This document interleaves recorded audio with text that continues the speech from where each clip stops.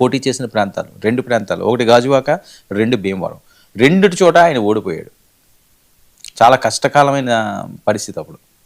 So వీరెండింటి మీద కూడా ఆయనకి అభిమానం ఖచ్చితంగా ఉంటుంది. ఓడిపోయివ్వండి, గెలనివ్వండి, ఒక్కొక్క నియోజకవర్గాల మీద ఉంటుంది. ఎందుకంటే ఆయన మొదటిసారిగా పోటీ చేశారన్నమాట. ప్రత్యక్ష రాజకీయాల్లో మొదటిసారిగా బరిలోకి దిగిన పవన్ కళ్యాణ్. ఆ రెండింటిని ఎప్పటికీ ఆయన మర్చిపోలేడు, ఓడిపోయినప్పటికీ కూడా. ఇప్పుడు జనసేన అక్కడ గెలిపించుకున్నారు భీమవరంలోని. మరి భీమవరంలో పరిస్థితి ఏంటి? ఒక డిఎస్పీ మీద వచ్చిన ఆరోపణలు, అది ఎవరికి చెప్పాలో వాళ్ళకి వెళ్ళి చెప్పారు. ఇంకా ఆయన ఊరుకుంటాడా? ఆయన ఊరుకుంటాడా? ఊరుకోడు. డైరెక్ట్గా ఒక డిప్యూటీ సీఎం స్థాయిలో వ్యక్తి అక్కడ ఎస్పీకి, డీజీపీకి ఆయన కంప్లైంట్ పంపించారండి. ఇదిగో మీ డిఎస్పీ మీద ఈ ఆరోపణలు వస్తున్నాయ్యా, దీన్ని నిగ్గు తేల్చండి.